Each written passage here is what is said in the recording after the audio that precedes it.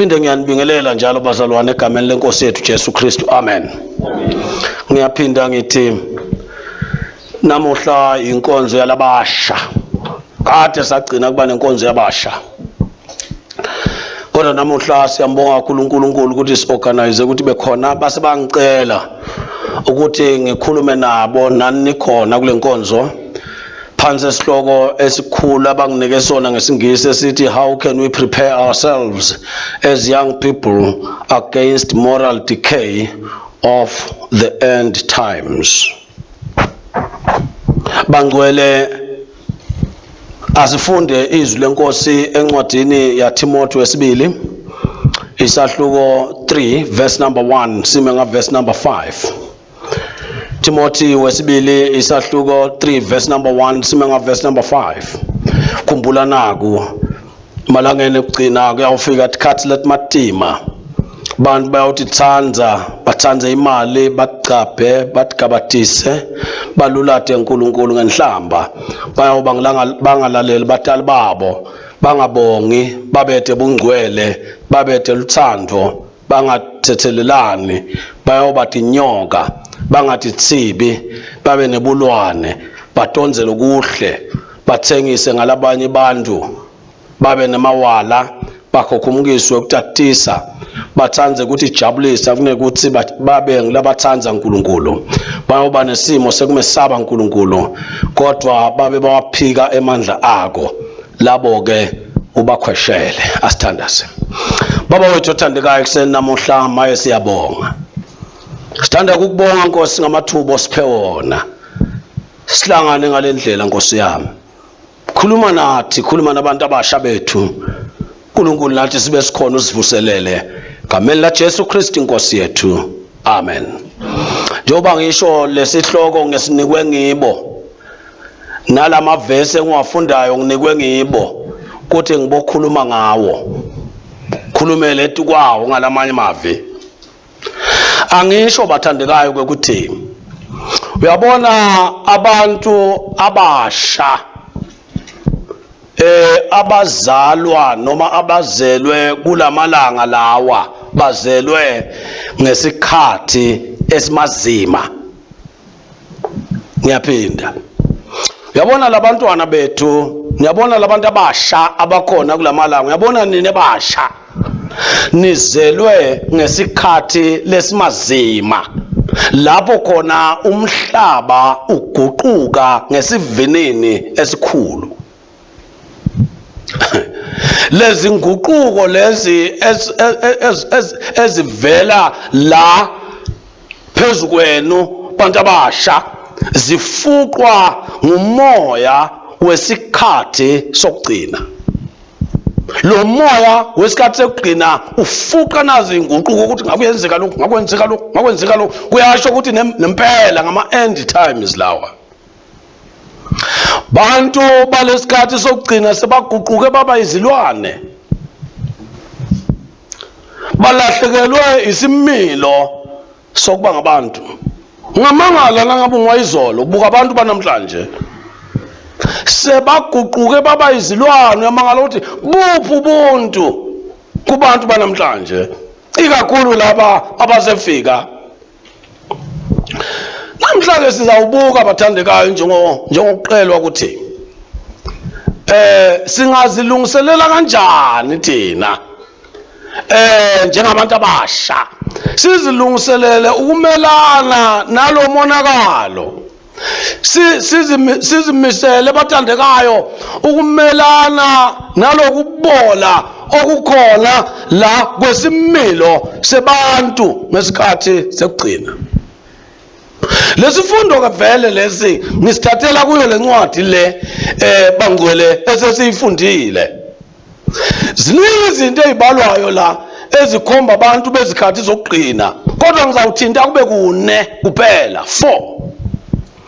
Uma ufuna ukuzilungiselela ukwehluka ungabhidliki ungonakali wena kulamalanga ekugcina kungafuna wenze njani. Ngizawuthinta bathandekayo indaba yokuthanda uNkulunkulu. bese ngithinta indaba yokulalela abazali, ngithinte indaba yokubonga, bese ngigcina ngendaba yokuba ngcwele. Hallelujah. Number 1, ngithi uma uzilungiselela kwehluka wena, thanda uNkulunkulu kunokuzithanda wena. Point number 1, thanda uNkulunkulu kunokuthi uzithande wena njengomuntu omusha. Lithi le verse na ulufunda la sikhona ku verse number 2, lithi bantu bayawutitsanza sakhe sekutenta ti, bayawutitsanza bathanze imali futhi. Lezi zinto lezi Apostle Paula uthi nazibhala wazihlanganisa, ukuzithanda wena uphinde uthande imali. Hlalelena lezi zinto. Kanti ufunda verse number 4D, uthi verse number 4D bayawuthanza ukuthi jabulisa. Phinde siyavela isakhi sekutenta, ngathi sakhe sekutenta siphinde siyavela la. Bayawuthanza ukuthi jabulisa kunokuthi babe ngilabanthanza uNkulunkulu, bantu balesikhathi sekugcina. Uyabona bathandekayo, kulamalanga lawa kukhulunywa nge-self love. Into egqamile kulamalanga okugcina yi-self love. Zithande.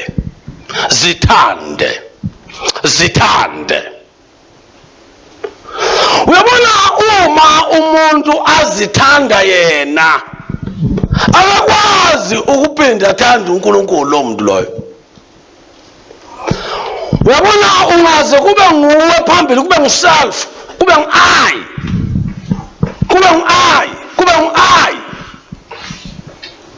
lokho kuyenza ukuthi abeselandela nje uNkulunkulu ngemuva, senguwe phambili. Nikhona abathandekayo? Lokuthanza kusho ukuthi ngubani omqoka lapha kuwe, ngubani osesihlalweni, ngubani okupriority, ngubani la kuwe obalulekile emkhathini wakho nalokunye. Uma uthi thanda wena ke kusho ukuthi uzithola ukuthi nguwe. Hallelujah. Nguwe mbili, nguwe lohamba embili. Uma ungathiwa nguwe noma uNkulunkulu ohamba embili, ungathola ukuthi nguwe. Akunendaba ukuthi uthini na ufakaza. Bazalwane, mina ngiyamthanda kakhulu uJesu. Yasethuthwa ngilokuthini. Kunezinto ezikhombisayo ukuthi uyamthanda yini uNkulunkulu kunokuthi uzithande wena na. Ungabona ngani ukuthi wena awusamthanda uNkulunkulu, uzithanda wena? Yini lokungakukhombisa lokho? How you spend your money and how you spend your time. How you spend your money and how you spend your time is indication yokuthi mbamba ngubani number 1 in your life. Umbuzo wokuqala uthi, do you pay tithes? Uyakukhokha yini okweshumi?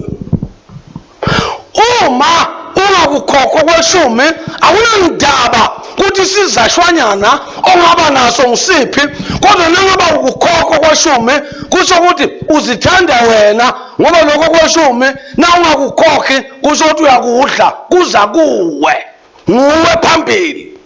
Uyayikhokha yini leminye iminikelo lefunekako? Kungaba ngumnikelo wesihle, kungaba ngumnikelo weproject, kungaba ngiluphi lolunye uhlobo lomnikelo. Uyawukhokha yini umnikelo? Noma esikhundleni sokuthi ukhokhe iminikelo bese ninaka izidingo zakhe iminikelo yakho, ingathi imali yakho. La ubhekisa khona imali yakho kakhulu ngila uthanda khona. Ikhona yini bathandekayo? How much do you give to God? How much do you spend on yourself?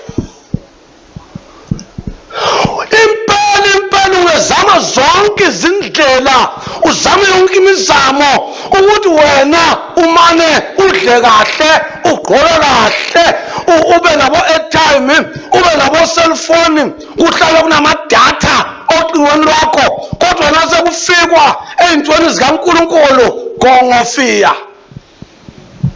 Anginalutho mina bayathi nje, kodwa izicathulo zakho nasingazibala, kodwa iy'khethi zakho amalokwe akho. Esontweni nisi kukhulunywa ngamaprojekthi. Hey basha, reyizani imali engukuthi labasha labathanda uNkulunkulu lokuyithanda bona uyababona bavela ngakuproject.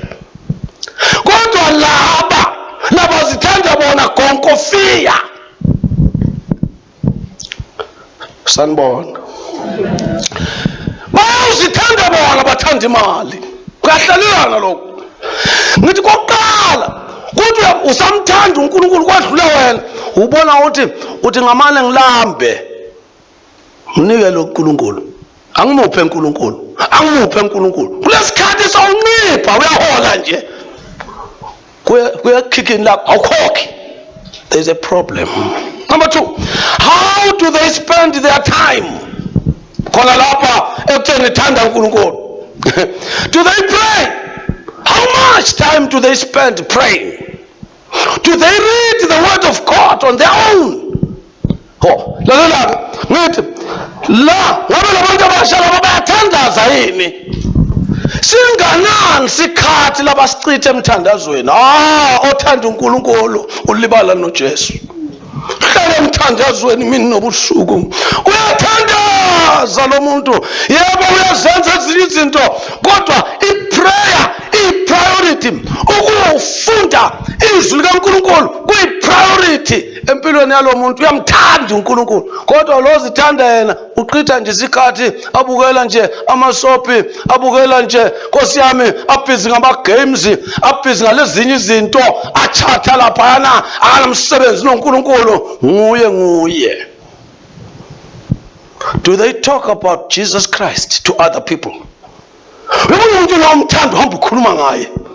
Utshela abantu ukuthi angikhohlwa mina ngiganiwe madoda, angikhohlwa ngiganiwe unazo isiphashapasha sami, angikhohlwa. Ngihamba ngibatshela, ngowami loya. Ngowami lo muntu. Ngowami lo muntu, ngowami. NakuJesu kunjalo. Uma ngimthanda uNkulunkulu, I keep on telling people, I love him, I love him, I love him, my Redeemer. I talk about him everywhere I go. So, uma ngabe uthanda uNkulunkulu, do you talk about him everywhere you go? Uyabona iyangethusa bazalwane, iyangethusisisa na incwadi ya Luka isahluko 14 verse number 26. Iyangethusa. Luka 14 verse number 26. Ngimthanda ngoba kezwakala ngalala amanye mahumusho, kodwa ngale humusho lothiwa good news. Good news ya paraphrase most of the time. Ngiyayithanda good news. Those who come to me cannot be my disciples unless they love me more than they love their fathers, their mothers, their sisters, their brothers, and themselves as well. If you fail to love Jesus Christ more than you love yourself, because you can't be his disciple. So kulamela ngigcina bantu bakhuluma nge-self love, angeke ukhuluma ukuthi love Jesus, love Jesus, love Jesus. So wena-ke as you prepare yourself kwehluka, sihlole ngiyamthanda yena uJesu noma ngizithanda mina. Number 2, lalela abatali bakho. Lalela abatali bakho. Uma ufunda lona le verse leli, ubuka lo verse number 2F, ufake bo ABC lapha ngoba kude lapha kunabo qhishi. Ufika ku-F nahamba ngabo ABC. Uthi ufika ku-F kuthi abantu balesikhathi sekugcina bayoba ngabantu abangabongi. engaze ngakhumbula le ngoma ethi akabongi lo muntu, akabongi lo muntu, noma ungamsiza kanjani akabongi lo muntu. Bantu bamalanga okugcina baba abantu abangabongi. Uyabona kona mntwana kaNkulunkulu, funa wahluke ungenele indaba yokubonga. Kani ngisakhuluma ngizubile lapho bathandekayo, ngilozi yami ijake ekubongeni. Hey madoda, kusho ukuthi kunzima la ekubongeni. Ngikhuluma ngale ndaba yokulalela abatali, ngase ngiyalahleka lapha kani ngijile ukukhuluma ngokubonga. Kusho ukuthi ngizawushaya kancane lapha ekubongeni ngoba sengiqala qalile. Baba ngabantu labangalaleli batali babo. Ubokubuka lokho ubuka lo F. Kanti phela ukhulumile uNkulunkulu encwadzini yabaseKolose sahluko 3 verse 20 wathi bandwana lalelani batali benu. Hallelujah. Bandwana lalelani batali babo bani manje na benu. Hey, must ukulalela. You know, to obey is to do as you are told. You do as you are told. There is a huge difference between obey, kulalela, kanye na honor. Lamagama lamabili, honor your parents, obey your parents. To honor is to give due respect. Or else, ukuthi uma uthi I honor you, usho ukuthi sengifuna ukubuyisela ukubonga kwami kulo mzali wami. Ngizamupha kudla, ngizamthengela impahla, uma kugula ngizamyisa esibhedlela, ngizamthengela kuma supplements. Zonke lezi, so you honor lo mntali. Kodwa one little Bible obey, isho yenza njengoba kutshela. Uyabona bonke abantwana aba under parental guidance, abasemakhaya bahlala emakhaya kubo, they should do as their parents tell them. Obey. Hallelujah. Kulamalanga okugcina abantu abasha Nkosi bakhetha kwenza izinto ezishiwo ngontanga yabo, ama-peers abo bakhetha ukwenza izinto ezishiwo bantwana benkosi ngabangani babo kunokuthi benze izinto ezishiwo ngabazali babo. Uyahlabela njengamzali, bazawulalela bangani babo, bazawulalela bontanga yabo, ama-peers abo. Umoya wogcina ababethembi labazali babo. Umzali wakho athi ungayenzi lento le, akamethembi ukuthi umtshela iqiniso. Ufuna ukwenza lento efunwa nguye noma eshiwo ngabangani bakho ngoba kamethembi. Engengimangale bakithi ukuthi ungahlala ungethembi umzali wakho akukhulisa, akuphipha, ungazi lutho wena, wakuzala wakuphipha, uzonele, wakusiza umzali, wakwambathisa, wakuvikela kuyo yonke amakhaza lawa, akufuthumalise, akuyise esibhedlela uyogoma, ungazi lutho. Uthi manje ngoba sowunamabele, uthi manje ngoba sowukhulakhulile lelizwi selikhuluma ngathi liqinile. Angimethembi lo muntu lo, ngeke angitshele kona. Umuntu lengimethemba kunangiya kwesiganga nanguya. Igebengu ihlala emahlathini, azihlala emakhaya. Labantu basiganga angeke ukwazi ukubethemba kwedlula abazali bakho. Abazali bakho bakuyise esibhedlela, abazali bakho bakufundisile, namhla ukhuluma isingisi kubhadale bona, kodwa bona labo uyabakhahlela isandla esiletha kudla emlonyeni, ukhetha nangiya wesiganga okuyongayo. Athi mina ngiyakuthanda, uyabona bolalela mina, ngabolalela labantu laba old fashioned, ngithi bantu basiphi lalela lapha ke sizukutshela. Uma ungafuni ukuhamba nalo moya wanamuhla, lalela abazali bakho. You are guaranteed to have success in life if you listen to your parents.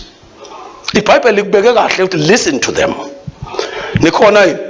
Jaga 13 verse number 1 uthi indvodana lehlakaniphile iyayithatha imiyalo yeyise, kodwa segceleli asiyemukeli imiyalo.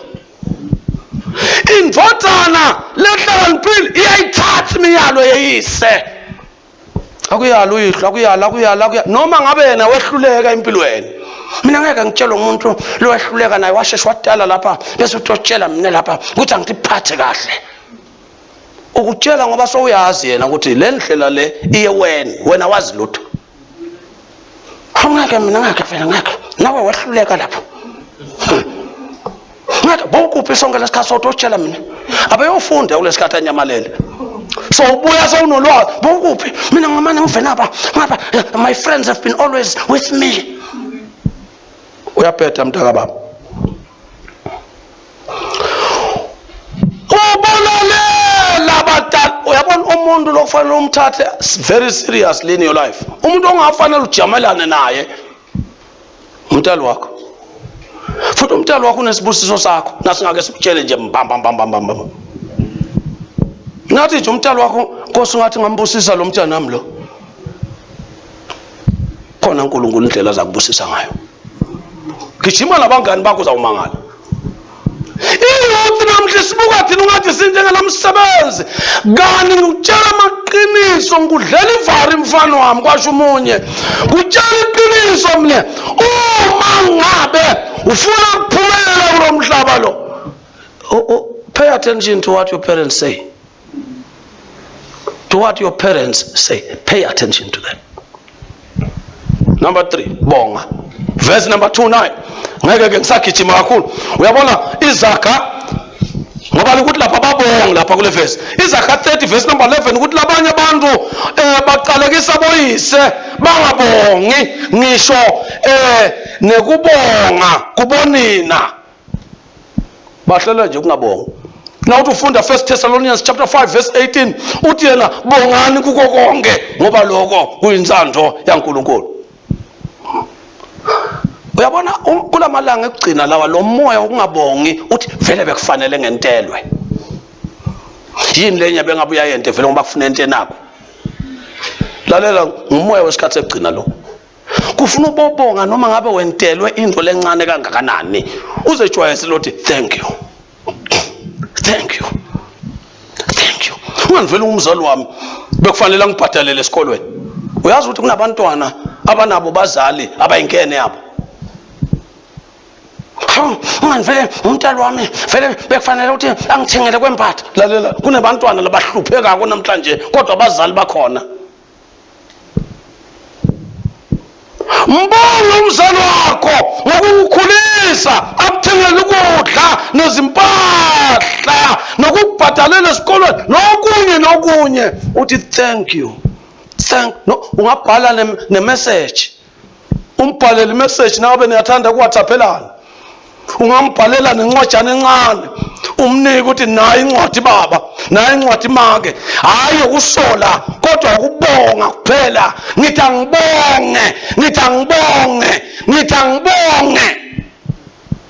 Ababonga balamalanga la abantwana. Nani? Bagwamanda izinto bayifuna la. Ubonge nami mina mfundisi wakho ngoba mina ngikutshela mahala izinto. Ubonge nje mfundisi, thank you so much. Kuyafihlwa kulamalanga. Hawu Nkosi yami, umthana abantu nikisi mina. Ngafihla mina ngisuke ngikhohliwe. Ngakhumbula nje ngizakutshela. Uyambonga ne-spiritual father sakho.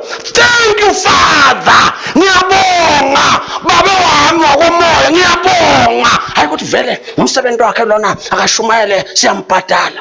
Unganginika malini mina for kushumayela?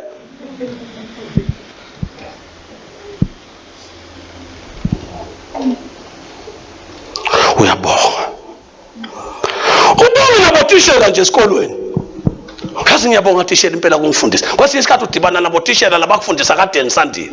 Wena usafuna sowuse university manje. Udibana nana ngofundisa ka grade 1. So ungogo manje. Akasaboni kahle nasemehlweni. Gogo. Namhlanje ngilapha ithize la ngisebenza khona. Maye ngiyabonga kungifaka lo lwaswazi. Abekuhlakaniphisa uswazi kuthiwa usabulima emntwaneni. Mbonge utishela wakho udibana naye. Kwesinye isikhathi uzumbonge nangento uthi ba nang 20 rand. Nginjena nje kungenxa yakho. Avela behola mos abehola malini. Nakunebantu emhlabeni labahola kancane botishela. Basebenza labantu. Kodwa nase kufika waze malini kude. Umfundisi nangongena kupolitiki. Ngikhuluma iqiniso mina. Ngisho nabasebenza emakontrakeni bahola kakhulu nabotishela. Lapha ya. Sikangeni. Mbonge teacher. Thank you teacher. Thank you. Uthi umbhalela nencwadi nangabe sohamba sobakashana umbhalele nizobonga yetishela.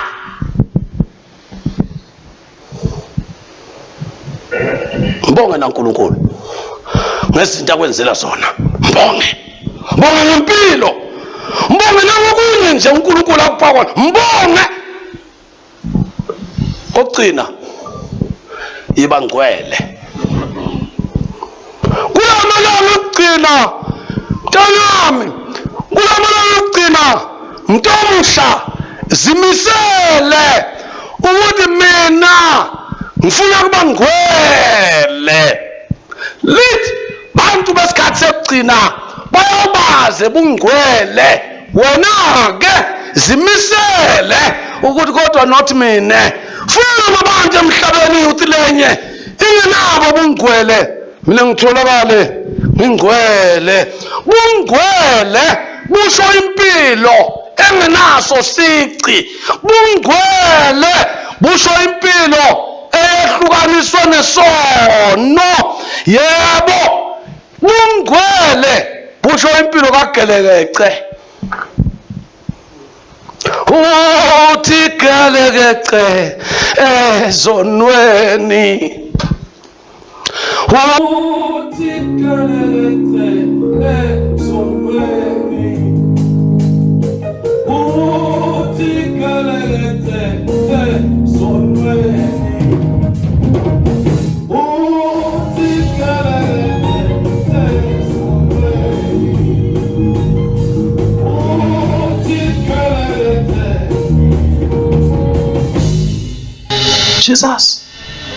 Jesus. Kulamalanga okugcina ntomusha mntanami youth yethu esiyithandayo moyo lesikhathi awufuni ukuthi umuntu omusha athi Gelekece ezonweni angajoli. Kuyanuka kujola nalabayake masontweni kulamalanga kuyajola ukuthi phu wena wena Gelekece ungajola. Uma ujola nje jola kuphumele ebaleni. Ngiyayithanda le ngoma ethi uma ujola jola ungajolele emakhoneni ngoba uyasonela ukukholwa kwethu. Uma ujola jola ungajolele emakhoneni uyasonela ukukholwa kwethu. Uma ujola everything ngizanikhipha emakhoneni. Ngophetha ehlala ngiphansi abantu abamhlalana. Abantu abamhlalana. Hey, ahlalana. Vela kujaswala. Mnembe enyameni ngenzeka la usamanga ukuthi kushiwo kimi. Manje uzawuhlabelana njani nami ke ngoba phela ngasini bantu abahlalana phansi. Cishe nganisukumisa kanti ngenzeka linetha nini la. Phini ukujola la. Hey, phela balibhatha lapha esontweni. Ufuna nje umuntu omusha ukuphila impilo kaGelekece. Hayi bhema. Hayi udakwa. Hayi izinto zama-drugs. Hayi anyaka. Ube ngumuntu omusha kaGelekece. Ube ngcwele. Silungiselele mntana kaNkulunkulu. Lungiselele mfowethu. Lungiselele dadewethu. Kule insuku zokugcina uthi ngeke angifuni le moral decay engibambe. Khetha kuthanda uNkulunkulu kunokuyithanda wena. Woba ngumuntu olalela abazali bakho. Yebo, zejwayeze kubonga uphinde uphile impilo engcwele. Ngifuna ukuthandaza namhla. zimbili insuku lo moya uyafuqa lo moya uyafuqa lo kulamalanga kukhona i-video clip yemfundisi Msanele ngimaziko ibe lokugijima kulamalanga ethi hey leli demoni lobugwadla lizawushaya inkadla ngithi ngiyezwa lapha kunomoya walamalanga abantwana benkosi kunomoya walamalanga ukuyithanda wena kunomoya walamalanga lawa ngutshela iqiniso kunomoya walamalanga lawa ukuthi wena Nkosi yami ungalaleli noma uzwani ngabazali bakho sowasho nje nokusho ukuthi mina uyakhuluma nje kuthiwa ungena ngala kuphume ngala ngeke dlala ngami lo uyangicela ufuna ngeva bunanzi dlala lapha sikutshela uzawubhidlika sifuna abantu abazathi kulesikhathi Nkosi ngisize lo moya unzima kodwa ngivikele Nkosi yami nganyule nangabe bese ngingenile kulezi zinto ngikhiphe Nkosi ufuna kubangcwele ukhona la ungathandaza nawe mntomsho ukhona la ungathandaza nawe Nkosi ngisize Nkosi yami Nkosi ngisize I want to prepare myself phela ma uprepare kudlalwa uyasebenza uyatimisela ngeke nje kumele kwenteke nje ungathandaza nawe mina sukume nje la uhleli khona mntanami uthi nje Nkosi ngivikele kunakho ngifuna kwehluka kunasikhathi nasi Nkosi ngisize ngilekelele Nkosi yami